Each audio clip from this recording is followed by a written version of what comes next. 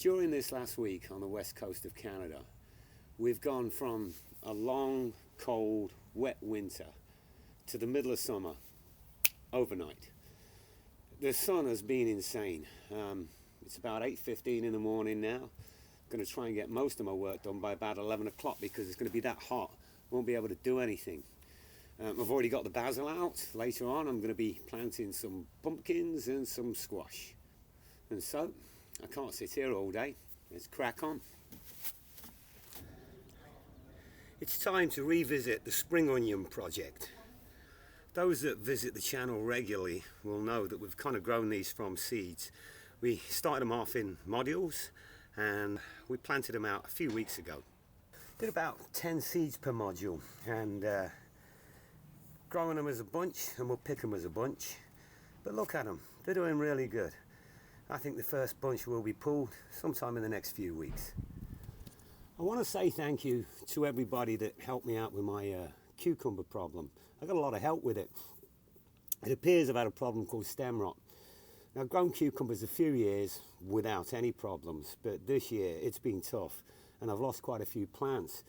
And the mistake that I think I've made, by the sound of it, is I potted them on, and it's not a great idea with cucumbers. Maybe if you get them going in a pot, what I've got to be doing is starting it off in a bigger pot instead of a module, and then potting it straight out. Now, a lot mental, I don't know his name, I call him Elton because he's a Watford supporter, but he's saying that it's not too late to get some going again, and it's not. So what I'm going to do is, the 6 that I planted last week, they've survived, they're doing okay. This one's looking a little bit sickly, but I think he'll be fine. But I'm going to plant another 6 seeds in here and just see what they do and if they germinate or not. I'm doing an indoor type called Diva. These are all female, and I'm just going to put 2 seeds of those in, and these are called Early Minchu, and I just picked them up the other day, and these are El Cheapo Seed Company. And yeah, already got the seeds in position, and I'm just going to press them in. We'll check back on them in a few weeks' time. Again, thanks to everybody for the help. If you was watching a couple of weeks ago, you see I had some hanging baskets. I just took the whole thing and shoved them in one of these tubs. We're going to brighten up the front a bit.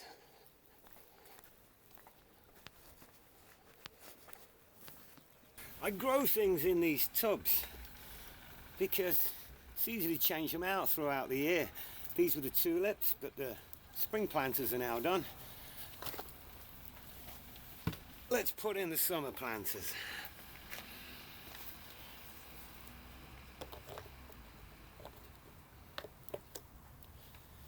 How easy is that?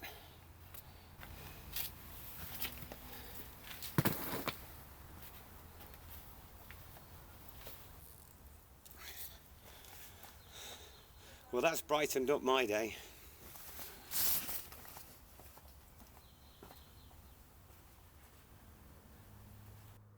I'm going to put the beefy boys out, the pumpkins and the squash.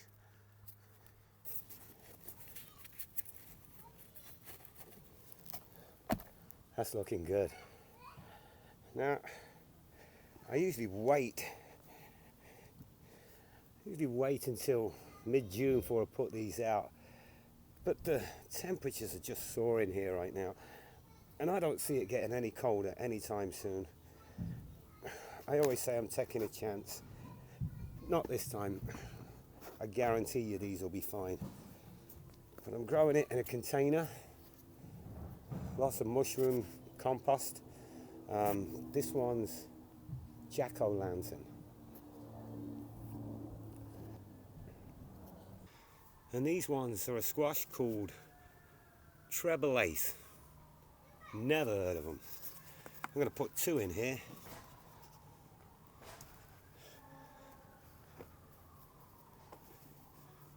Now, always remember that these are covered by the sprinkler system. which means they get rained on every night for a few minutes. They're going to be fine.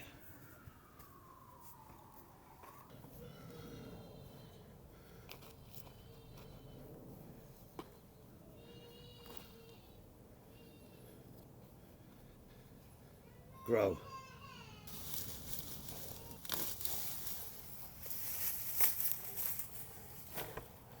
You know, it was only a few weeks ago. I was walking through the garden. I was up to my ankles in water. It was raining that much, and we wondered if we'd ever see the sun again. But the sun has come out, and has the mood ever changed?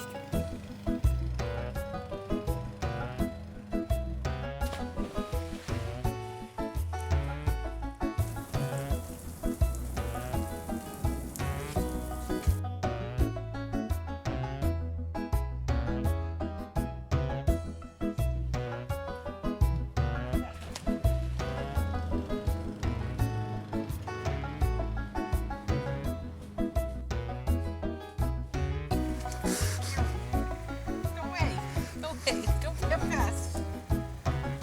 Leave me past.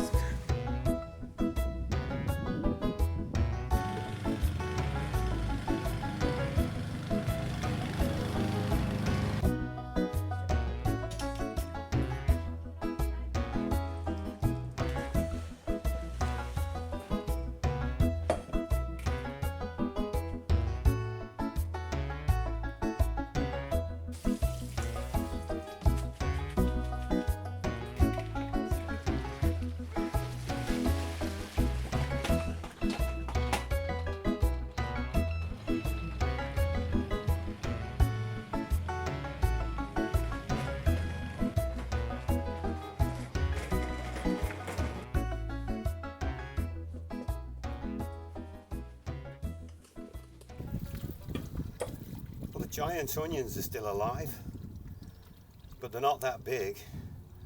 I have a feeling that they may be a dwarf variety of giant onion.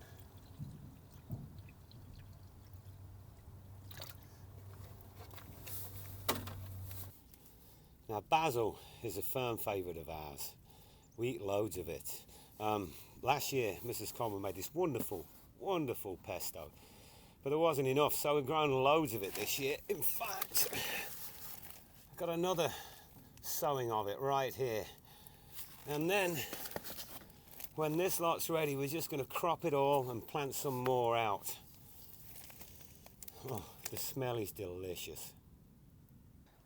Basil is an extremely tender plant. In fact, I think if you were to show it a picture of an ice cube, it'd probably die. This year we started our basil seeds at the end of April, and during mid-May we bought some basil plugs just to get us started. The thinking is that when these plugs are nice and big during August, we can chop them all down and the seedlings will be big enough to put out in the place. Lots of pesto. Well, that's the thinking. I was always at the bottom of the class though when it came to thinking. And basil, of course, goes very well with tomatoes, and they enjoy the same growing conditions. So if you're growing tomatoes, grow some basil. What's in bloom? What's in bloom? What's in bloom? And in bloom this week, Johnson's Blue, the Cranesbill geranium. Hardy geraniums are versatile plants and they'll grow just about anywhere. From part shade to full sun, these flowers will light up any border. In a recent episode of Garden as well, Carol Klein selected a similar Cranesbill geranium to these as one of the most influential plants of the last 50 years. I think that's a great shout. Also in bloom this week is clematis, or clematis as they like to call it here. Clematis is one of the most versatile vines that you can grow. Few other climbers come in such a broad range of colour, shapes and sizes. It's been a favourite with gardeners for many years, and at the end of this pathway it certainly draws me towards its blooms.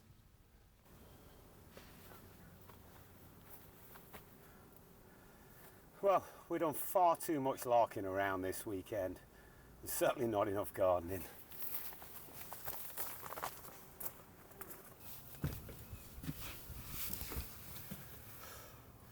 All is okay though. Rain is forecast and we certainly need it. Now next time I'm going to do a full update of all the vegetables and a little tour of the garden, so look forward to it. Now I think I've got all of my chores done for the day, and if I haven't they'll have to wait, because right now I think it's time for a beer. Cheers. If you've enjoyed this video, please leave a comment, hit the like button, or I'll be honoured if you'd subscribe.